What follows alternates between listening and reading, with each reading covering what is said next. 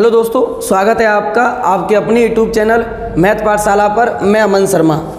आज हम लोग जीडी के लिए ये जीके जीएस का सेट नंबर 27 को कवर करने वाले हैं और इससे पीछे मैंने जो 26 सेट आपको कवर कराए हैं उनका पीडीएफ टेलीग्राम पर दे दिया गया है और साथ में टेलीग्राम का जो लिंक है वो इस वीडियो के नीचे डिस्क्रिप्शन में दिया हुआ है।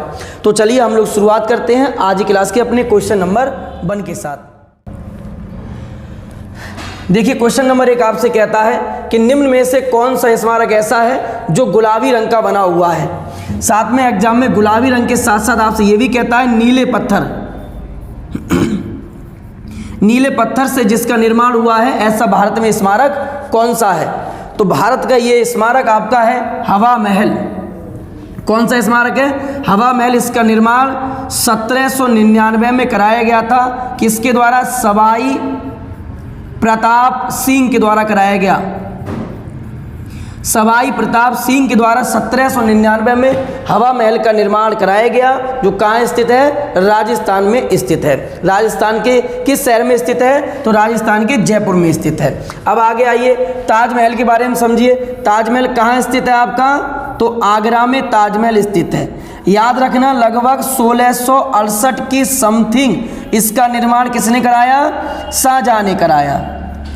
ठीक है, एग्जाम में आएगा इसका वास्तुकार कौन है? तो वास्तुकार उस्ताद अहमद लाहौरी।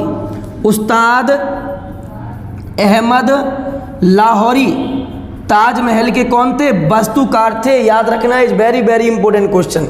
मोती महल कहाँ स्थित है? तो ये मोती महल स्थित है आपका लखनऊ में।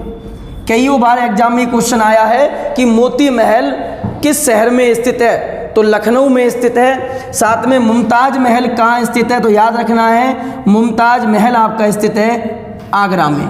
याद रखोगे ना इतना बात? तो भारत में कौन सा स्मारक गुलाबी स्मारक के नाम से जाना जाता है? हवा महल। ठीक है, बोलो याद हो गया बात क्वेश्चन यहाँ तक। और ताजमहल का निर्माण किसके द्वारा कराया गया? शाहजहां। इसके वास्तुकार कौन थे? उस्ताद अहमद लाहौरी। अच्छा, एग्जाम में क्वेश्चन और आता है कि ताजमहल के लिए यूनेस्को की धरोहर सूची में किस वर्ष शामिल किया गया? तो ये भी याद रखना है 1983 में। वेरी वेरी इंपॉर्टेंट क्वेश्चन है।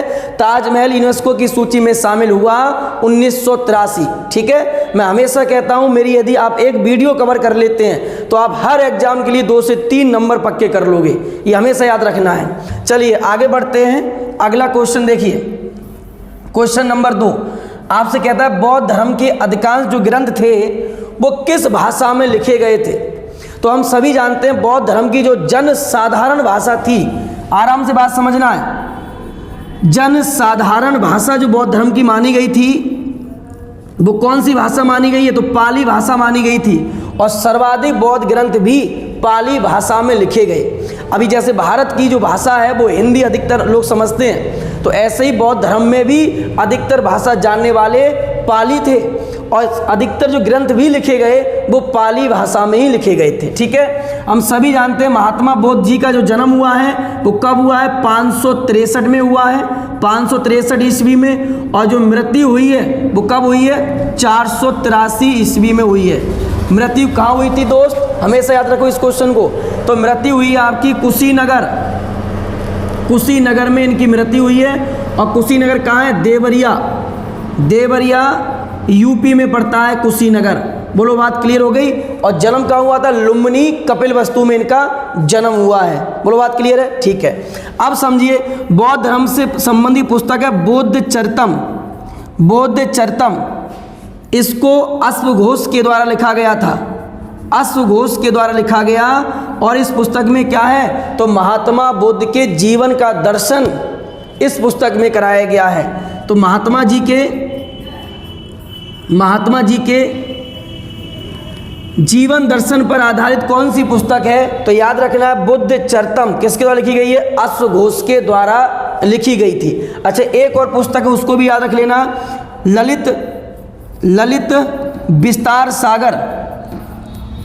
ललित विस्तार सागर इस पुस्तक को भी याद रखना है। महात्मा बुद्ध की लीलाओं का वर्णन किस पुस्तक में किया गया है? तो ललित विस्तार सागर में किया गया है। बोलो बात क्लियर हो गई? तो बताइए अधिकांश ग्रंथ किस भाषा में लिखे गए थे? मेरे साथ साथ आप भी बोला करो, ठीक है? और आराम से संयम से वीडियो को देखना, जल्दबाजी में नहीं। तो आपका आंसर क्या होगा? पाली होगा, इज राइट वन आंसर। चलिए अगला क्वेश्चन आइए। क्वेश्चन कहता है अफीम का युद्ध किन देशों के बीच लड़ा गया था? दो देशों के बीच बहुत लंबे समय से व्यापार के मामले को लेकर मतभेद चल रहा था, और वो दो देश अपने पास कौन कौन से हैं? तो ब्रिटेन और चीन है। याद रखना है अफीम का युद्ध ब्रिटेन और चीन के बीच हुआ है, जो 1839 से शुरू हो गया और लगभग 42 तक आपका चला था। याद रखोगे? तो अफीम का युद्ध व्यापार को लेकर किन दो देशों के मध्य हुआ है? मेरे साथ साथ बोलो। तो ये ब्रिटेन और चीन के मध्य हुआ था अफीम का युद्ध। यहीं पर आप कमेंट करोगे कि सप्तवर्षीय युद्ध किसके बीच हुआ था?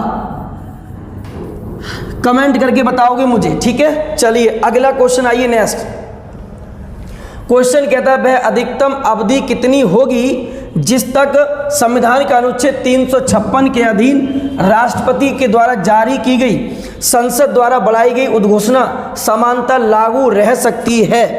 अब आराम से आप मेरी बात समझोगे। राष्ट्रपति के लिए 3 प्रकार की शक्तियों की चर्चा भारतीय संविधान में की गई है।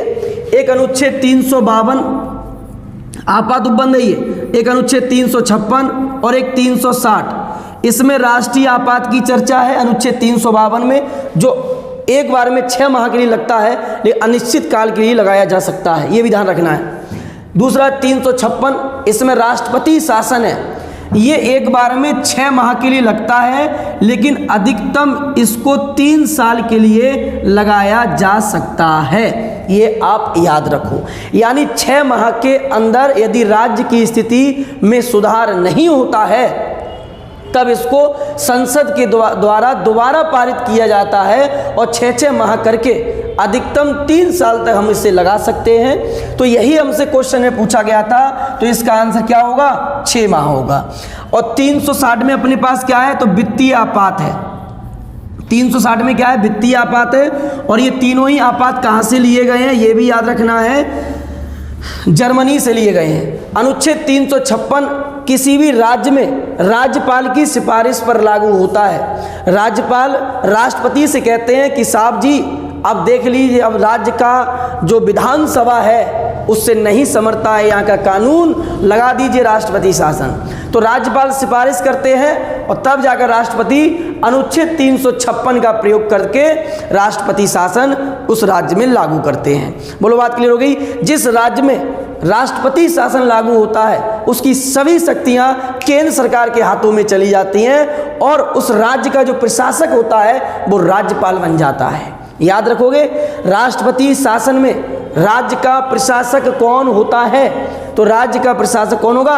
राज्यपाल होगा। बोलो बात क्लियर? चलिए अगला क्वेश्चन आइए। नेक्स्ट देखिए, क्वेश्चन कह रहा है निम्न में से कौन सी सेवा अखिल भारतीय सेवा नहीं है?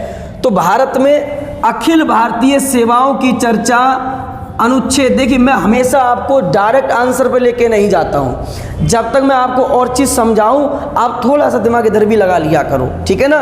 तो अनुच्छेद 312 में अखिल भारतीयों की सेवा की चर्चा की गई, जिसमें इनकी संख्या 3 बताई गई है, IAS, IFS, IPS।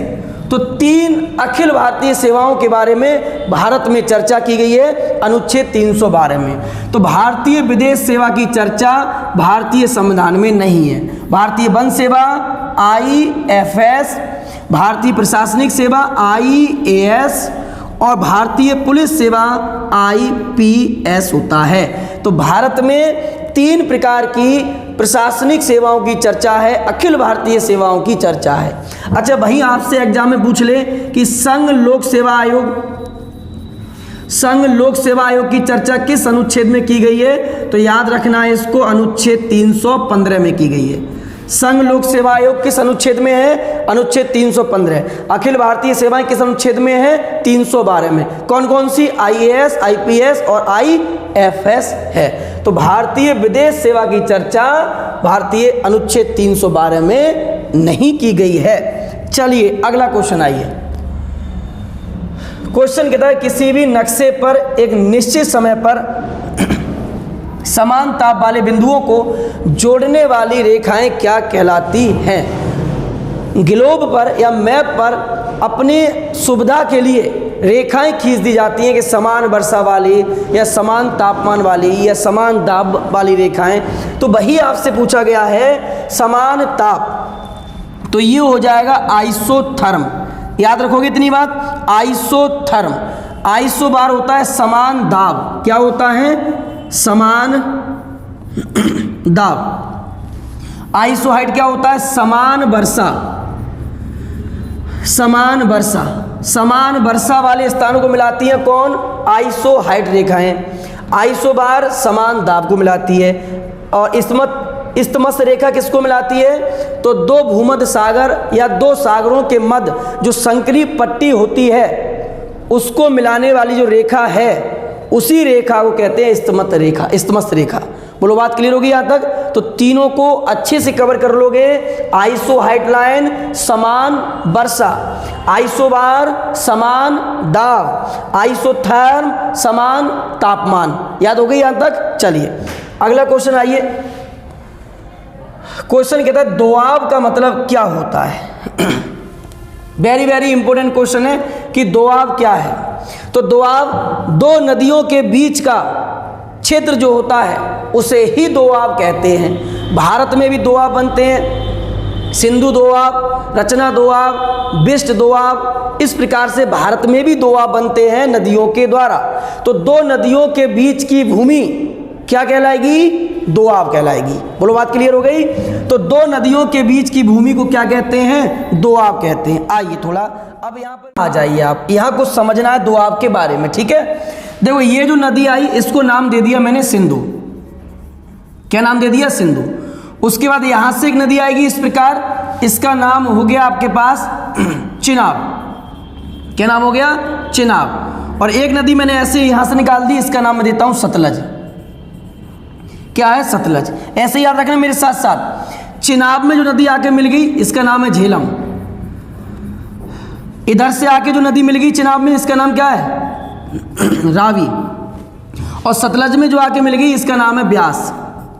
तो बस दो नदियों के बीच की भूमि दोआब कहलाती है। उन सभी के नाम देखो। अब सिंधु और झेलम के बीच का जो हो जाएगा सिंधु दोआब। कौन सा होगा? सिंधु दोआब।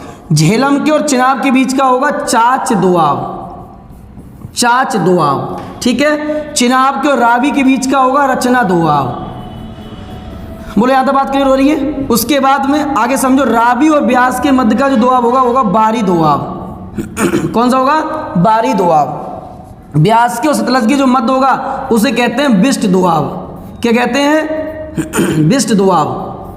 बोलो बात क्लियर है? या फिर देखिए सिंधु और झेलम, सिंधु दोआब, झेलम चिनाब चाच दोआब, और चिनाब रावी रचना दोआब, और ब्यास रावी बारी, और ब्यास सतलज बिष्ट दोआब। जैसे मैंने आपको ये इमेज बनाया ऐसे ही बना के आप याद करना, तुरंत याद हो जाएगा, ठीक है? आगे बढ़ा जाए, आप इसका स्क्रीनशॉट ले लीजिए। चलिए अगला क्वेश्चन देखिए। अब ये वही दिया हुआ है मैप में, आगे देखो। भारत की सबसे महत्वपूर्ण एक यूरेनियम की खान कौन सी है और कहाँ स्थित है? यह आपसे पूछा हुआ है। तो भारत की सबसे महत्वपूर्ण यूरेनियम की खान कवर करा चुका हूं पीछे, जादूगोड़ा की खान है, जो कहाँ स्थित है? झारखंड के सिंहभूमि जिले में। याद रखना ये सिंहभूमि जिला बहुत पूछा जाता है पेपर में। झारखंड के सिंहभूमि जिले में स्थित है जादूगोड़ा की खान। याद हो गया? अब देखिए इससे संबंधित क्वेश्चन आपके पेपर में और बन सकते हैं दोस्त, वो मैंने यहाँ लिए हैं। जैसे कोलार की खान कहाँ है? कर्नाटक में स्थित है। क्यों प्रसिद्ध है? सोना के लिए। आगे केंद्रमुख लोहयस्क का खान है, और ये कहाँ स्थित है? कर्नाटक में है। कर्नाटक में लोहा के लिए प्रसिद्ध है। आगे आइए, जावर राजस्थान में स्थित है। किस लिए? जस्ता के लिए प्रसिद्ध है। कालाहांडी की खान किस लिए प्रसिद्ध है? मैग्नीशियम के लिए। मैग्नीशियम, और कहाँ ये स्थित है? उड़ीसा में। कहाँ स्थित है? उड़ीसा में। आगे, बस्तर जिला टिन के लिए प्रसिद्ध है, और कहाँ स्थित है ये? छत्तीसगढ़ में। कहाँ पर स्थित है? छत्तीसगढ़। बोलो, बात क्लियर होगी यहाँ तक? याद रखना, बहुत इंपॉर्टेंट है। कोलार सोना, केंद्रमुख लोहा, जावर जस्ता, कालाहांडी उड़ीसा, मैग्नीशियम। याद रखोगे, मैग्नीशियम उड़ीसा। आगे, बस्तर जिला टिन कहाँ स्थित है? छत्तीसगढ़ में स्थित है। ठीक है, चलिए अगला क्वेश्चन आइए नेक्स्ट। देखो, क्वेश्चन कहता है बक्सा टाइगर रिजर्व निम्न में से किस राज्य में स्थित है? कईयों बार ये एग्जाम में पूछा गया है, और जीडी ने 21 में ये 2 से 3 बार रिपीट किया था, मैंने देखा शिफ्ट में उठाकर। तो आप इसको अच्छे से याद करना है। बक्सा टाइगर रिजर्व कहाँ स्थित है? तो आपका ये स्थित है पश्चिम बंगाल में। साथ में और क्या याद रखोगे? नेवरा वैली। नेवरा वैली कहाँ स्थित है? पश्चिम बंगाल में। और क्या रखोगे? जल्दापारा। जल्दापारा कहाँ स्थित है? पश्चिम बंगाल में। झारखंड में क्या रखोगे? बेटला। बेटला कहाँ स्थित है? झारखंड में। उड़ीसा में याद क्या रखोगे? सिंपलीपाल। सिंपलीपाल कहाँ स्थित है? उड़ीसा में स्थित है। ठीक है, आगे असम में कौन कौन से हैं? तो मैंने आगे स्लाइड में लिया है। पश्चिम बंगाल नेवरा वैली, जल्दापारा। झारखंड में कौन सा है? बेटला। उड़ीसा में कौन सा है? सिंपलीपाल। कहाँ स्थित है? उड़ीसा।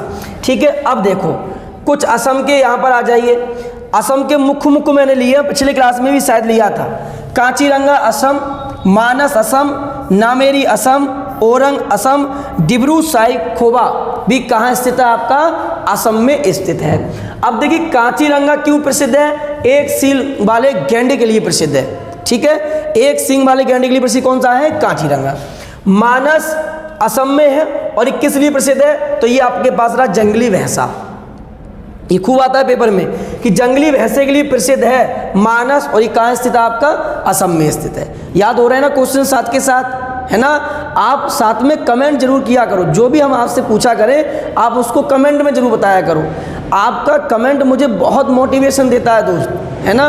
तो आप भी मेहनत करिए, और मैं भी आपके लिए कंटिन्यू मेहनत करूँगा। ठीक है, अगले क्वेश्चन पर आइए नेक्स्ट। देखिए क्वेश्चन कहता है किसने कहा था कि अर्थशास्त्र एक धन का विज्ञान है? तो हम सभी जानते हैं कि अर्थशास्त्र का जो जनक है, आराम से समझना बात, अर्थशास्त्र का जनक कौन है? एडम स्मिथ है।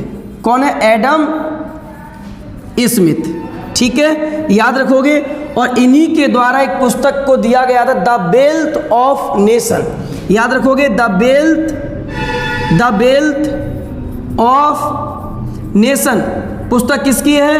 तो एडम स्मिथ की, जिसका प्रकाशन 1776 में हुआ था। अब एग्जाम में क्वेश्चन आएगा कि इस पुस्तक में किस अर्थव्यवस्था के बारे में एडम स्मिथ ने बताया? तो याद रखना है पूंजीवादी अर्थव्यवस्था।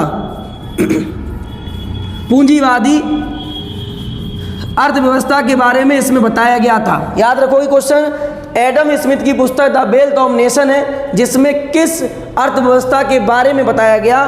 तो पूंजीवादी अर्थव्यवस्था के बारे में बताया गया। और इन्होंने ही कहा था कि अर्थशास्त्र एक क्या है? तो अर्थशास्त्र एक धन का विज्ञान है। तो आपका आंसर हो जाएगा एडम स्मिथ। भारतीय धन निष्कासन का सिद्धांत किसके द्वारा दिया गया था? दादा भाई नौरोजी के द्वारा दिया गया।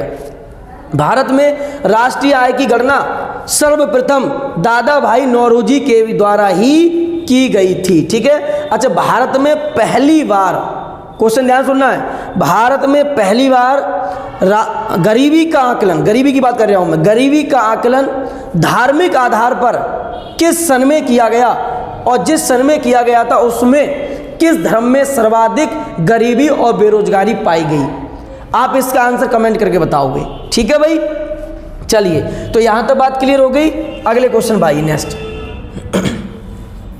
क्वेश्चन कहता है किसी पिंड का वजन पृथ्वी के केंद्र में कितना होता है?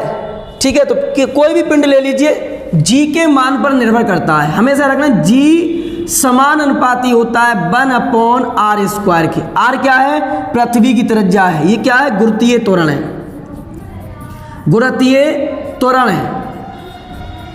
ये क्या है? पृथ्वी की त्रिज्या है। अब ध्यान से सुनो, यदि त्रिज्या बढ़ेगी तो जी का मान कमेगा, जी का मान बढ़ेगा त्रिज्या कमेगी। बोलो बात क्लियर है यहाँ तक? ठीक है, तो समझिए। अब पृथ्वी के केंद्र में, तो कोई पृथ्वी के केंद्र में आप मुझे बताओ क्या कोई भी त्रिज्या होगी? नहीं होगी। यदि पृथ्वी के केंद्र में त्रिज्या होगी नहीं तो जी का मान क्या होगा? नहीं होगा। तो जी का मान क्या होगा? शून्य होगा। बोलो बात क्लियर हो गई? अब समझो, जैसे जैसे आप ध्रुवों की तरफ जाओगे, जैसे जैसे ध्रुवों की तरफ जाओगे जी का मान कम होते चला जाएगा और आर का मान कम होते चला जाएगा। तो ऊपर जाने पर जब आर का मान कम होगा तो जी का मान बढ़ेगा। बोलो बात क्लियर हो गई? पूरी पृथ्वी पर जी का मान सर्वाधिक कहाँ होता है? ये एग्जाम में क्वेश्चन आता है। तो कहाँ होगा? ध्रुवों पर होगा। कहाँ होगा? ध्रुवों पर होगा। क्यों होगा? क्योंकि त्रिज्या सबसे कम होती है। जी का मान सबसे कम कहाँ होगा? तो भूमध्य रेखा पर होगा। क्यों होगा? क्योंकि भूमध्य रेखा पर त्रिज्या सर्वाधिक होती है। त्रिज्या सर्वाधिक होगी, जी का मान सबसे क्या हो जाएगा? कम हो जाएगा। बोलो बात क्लियर है? अच्छा, जी का मान पृथ्वी की घूर्णन गति पर भी निर्भर करता है। ठीक है, याद रखना है, पृथ्वी की घूर्णन गति पर जी का मान निर्भर करता है। यदि पृथ्वी अपने अक्ष पर घूमना बंद कर दे तो ध्यान रखियो, जहां पर जी का मान सर्वाधिक है वहां पर सबसे कम हो जाएगा। यदि पृथ्वी अपने अक्ष पर घूमना बंद कर दे तो पृथ्वी के मान में सर्वाधिक कमी ध्रुवों पर आ जाएगी, क्योंकि ध्रुवों पर जी का मान सर्वाधिक है तो ध्रुवों पर सबसे कम हो जाएगा और भूमध्य रेखा पर जी का मान सर्वाधिक हो जाएगा। उल्टा हो जाएगा। याद रखोगे? तो यहां से आप इसको याद रख लेना कि जी समानुपाती है 1/r के। याद होगी बात? चलिए अगले क्वेश्चन पर आइए। नेक्स्ट क्वेश्चन कहता है आकाश का रंग नीला दिखाई देता है किसके कारण? तो प्रकाश की घटना होगी, ये तो क्लियर हो गया। तो प्रकाश की घटनाओं के बारे में यदि आपको पता है तो क्लियर है क्वेश्चन। तो पहला ऑप्शन तो होगा नहीं, खत्म। अंतिम ऑप्शन भी नहीं होगा, खत्म। तो दो बच्चे अपने पर प्रकाश का प्रकीर्णन होगा, यह प्रकाश का परावर्तन आंसर होगा। अब समझो, प्रकाश का परावर्तन होता है यदि किसी भी सतह से प्रकाश की किरणें टकराती हैं और लौट के वापस उसी माध्यम में आ जाती हैं, उसे कहते हैं प्रकाश का परावर्तन। तो बताइए भाई, इससे क्या आकाश का रंग नीला उदाहरण हो जाएगा? क्या होगा? नहीं होगा। प्रकाश का परावर्तन, किसी भी परावर्तक सतह से टकराएगी और वापस आएगी, उसे प्रकाश का परावर्तन कहते हैं। तो ये भी ऑप्शन कट गया। अब बचा कौन सा आपका? सी यानी बी ऑप्शन बचा। प्रकाश का प्रकीर्णन क्या होता है? जैसे धूल कण हो गए और जब इन पर प्रकाश की किरणें पड़ती हैं ये अलग अलग दिशाओं में चली जाती हैं, इस प्रकार से इसे कहते हैं प्रकाश का प्रकीर्णन। और प्रकाश के प्रकीर्णन के कारण ही आकाश का रंग नीला दिखाई देता है। और साथ में याद रखना, is very very important question है कि टिंडल प्रभाव प्रकाश की किस घटना पर आधारित है? तो टिंडल प्रभाव भी प्रकाश की प्रकीर्णन की घटना पर आधारित है। बोलो बात क्लियर हो गई? आपने देखा होगा यदि आपके कमरे में ऊपर एक होल है और यदि उससे प्रकाश की किरणें आती है तो उसमें धूल कण महसूस होते हैं जो विभिन्न प्रकार के रंगों के आपको दिखाई दे रहे होते हैं। तो टिंडल प्रभाव आपका प्रकाश के प्रकीर्णन से संबंधित है। बोलो बात क्लियर हो गई? ठीक है। प्रकाश का परावर्तन यदि आपको करना हो तो सबसे अच्छा उदाहरण समतल दर्पण है आपके लिए। आपने देखा होगा समतल दर्पण को लीजिए, प्रकाश की किरणें आएगी, जिस दिशा में चाहो उस दिशा में उसको बैक कर दो, भेज दो, उसे प्रकाश के ध्रुवण की घटना भी कहा जाता है। बोलो बात क्लियर हो गई? चलिए अगले क्वेश्चन भाई। नेक्स्ट क्वेश्चन कहता है निम्न में से क्या जल की एक स्थायी कठोरता का कारण है? दो याद रख लियो, दो से बाहर एग्जाम में कभी क्वेश्चन न जाएगा, याद रखना। देखो कौन कौन से। एक होती है स्थायी कठोरता जल के अंदर और एक होती है अस्थायी कठोरता। ध्यान रखोगे, ठीक है? एक स्थायी और एक अस्थायी, दोनों में। इसमें भी कैल्शियम रहता है, कैल्शियम, इसमें भी मैग्नीशियम रहता है, कैल्शियम और मैग्नीशियम, ठीक है? यहाँ भी कैल्शियम रहेगा और यहाँ भी मैग्नीशियम रहेगा। दूसरी बात अब समझना क्या है आपको, जब स्थायी पूछे तो कैल्शियम और मैग्नीशियम के सल्फेट लगाना आंसर, ठीक है? अच्छे समझना है। और जब अस्थायी पूछे तो कार्बोनेट लगाना आंसर, यानी कहने का मतलब ये हुआ जल में स्थायी कठोरता कैल्शियम सल्फेट के कारण या मैग्नीशियम सल्फेट के कारण होगी। अस्थायी कठोरता कैल्शियम कार्बोनेट या मैग्नीशियम कार्बोनेट के कारण होगी। बोलो बात क्लियर हो गई।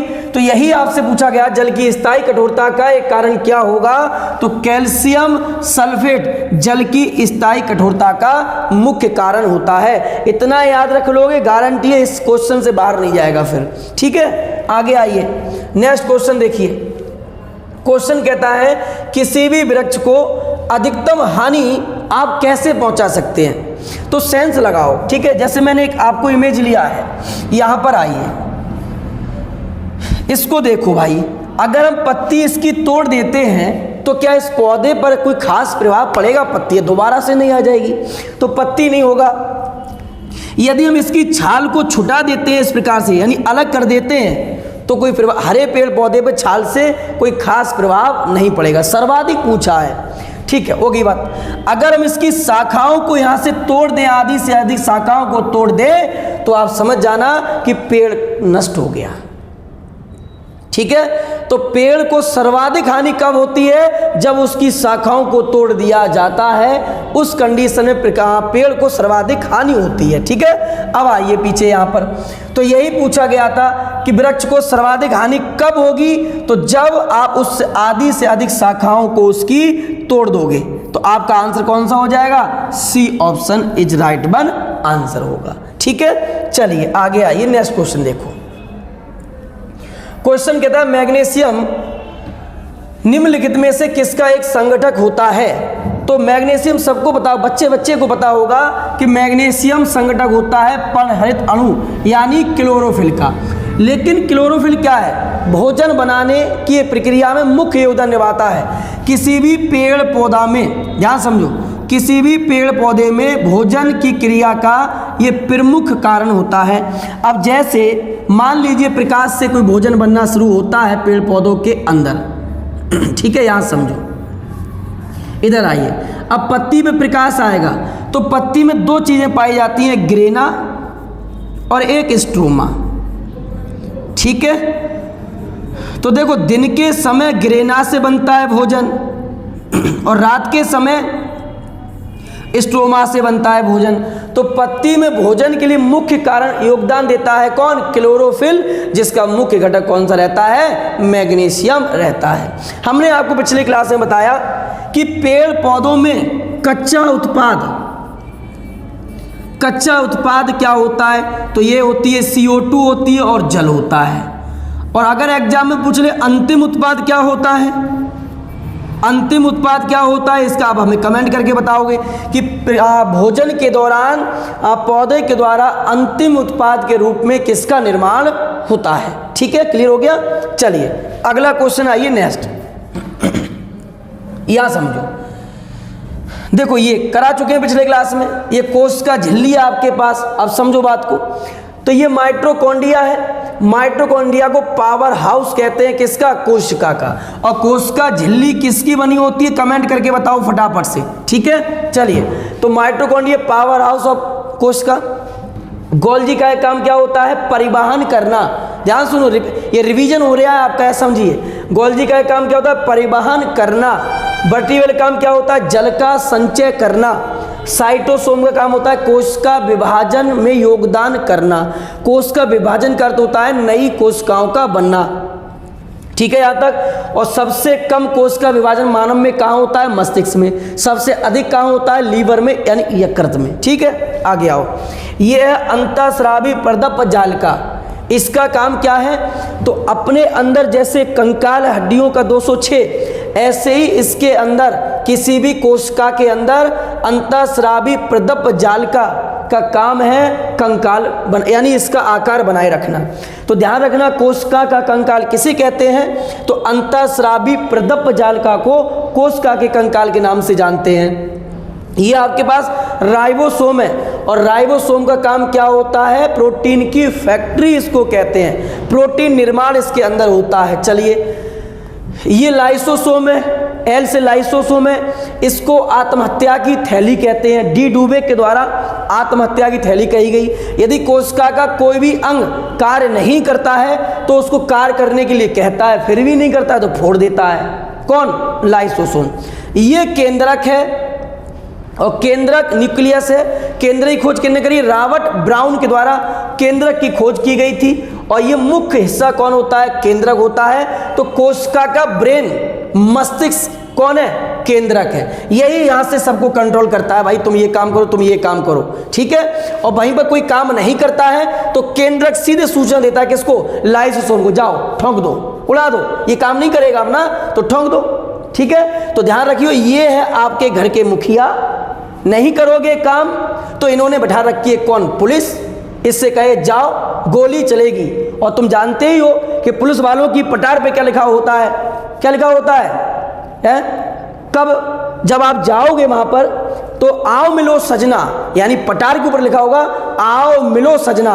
और जब सजना मिल गए, जब तुम वापस आओगे तो उस पर लिखा होता है अब फिर कब आओगे सजना, यानी अब कब मिलोगे सजना। सजना कहते हैं नहीं भाई अब नहीं आऊँगा।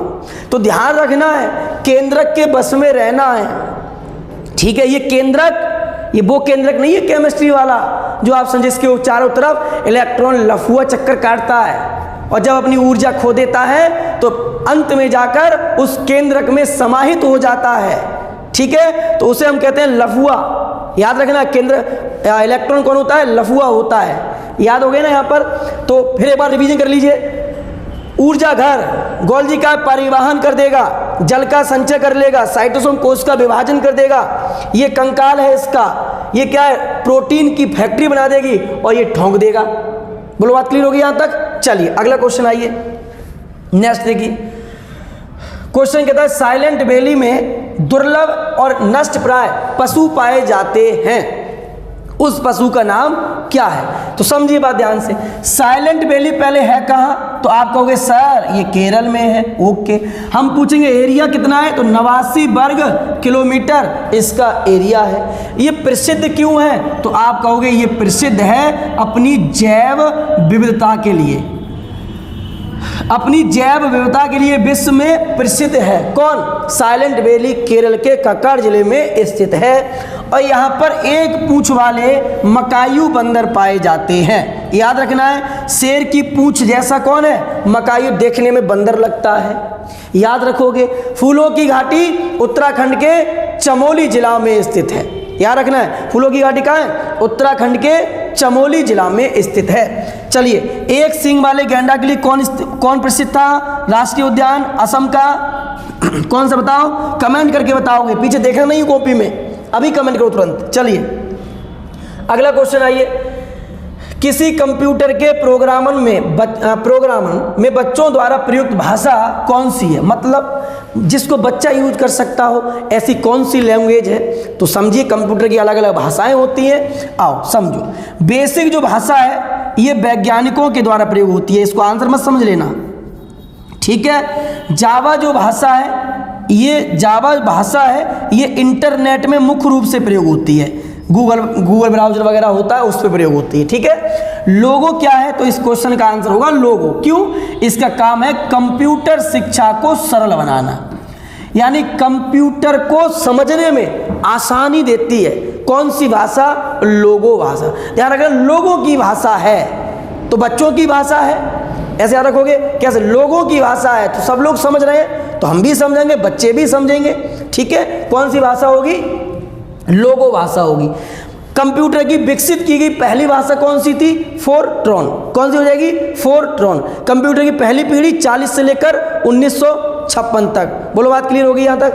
कंप्यूटर में उच्च स्तरीय भाषा को मशीनी भाषा में कौन चेंज करता है? कंपाइलर। याद रखोगे, कंपाइलर। बात क्लियर होगी यहाँ तक? चलिए अगले क्वेश्चन पर आइए, नेक्स्ट क्वेश्चन देखिए। आगे देखिए, क्वेश्चन आपसे कहता है प्रक्षेपास्त्र का विकास किसके द्वारा किया गया था? ठीक है, और ये विकास कब हुआ है? 1944 में। और प्रक्षेपास्त्र का विकास किसने किया था? तो बर्नहम वॉन ब्राउन के द्वारा किया गया था। अब दूसरा ऑप्शन है जे रॉबर्ट ओपनहीमर। इन्होंने क्या किया है? तो इन्होंने किया है परमाणु बम का विकास। कौन से बम का विकास? परमाणु बम। एडवर्ड टेलर ने किया है हाइड्रोजन बम का आविष्कार। हाइड्रोजन बम का आविष्कार, ठीक है। और सैमुअल कोहेन ने किया है न्यूट्रॉन बम का आविष्कार, न्यूट्रॉन बम। तो तीनों याद रखना है इतनी बात। रॉबर्ट ओपेनहीमर परमाणु बम, ठीक है। एडवर्ड टेलर हाइड्रोजन बम और सैमुअल कोहेन न्यूट्रॉन बम का निर्माण इनके द्वारा किया गया है। तो तीनों यहां तक क्लियर हो गया। चलिए अगले क्वेश्चन देखिए। क्वेश्चन कहता है द अनसीन इंदिरा गांधी पुस्तक किसके द्वारा लिखी गई थी। तो ये क्वेश्चन कई बार एग्जाम में रिपीट हुआ है, याद रखना है। ये है आपका डॉक्टर के.पी. माथुर के द्वारा इस पुस्तक को लिखा गया था, ठीक है, याद रखोगे। अगला क्वेश्चन देखिए। तो ये सेट आपका आज समाप्त होता है। आप कमेंट करके ज़रूर बताना कैसा आपको ये सेट लगा। यदि आपको वीडियो पसंद आती है और आगे भी आप इसी प्रकार की वीडियो चाहते हैं तो ज़रूर आप इस चैनल को सब्सक्राइब कर लीजिए। और मिलते हैं आपसे एक नेक्स्ट वीडियो में। तब तक के लिए थैंक यू, धन्यवाद।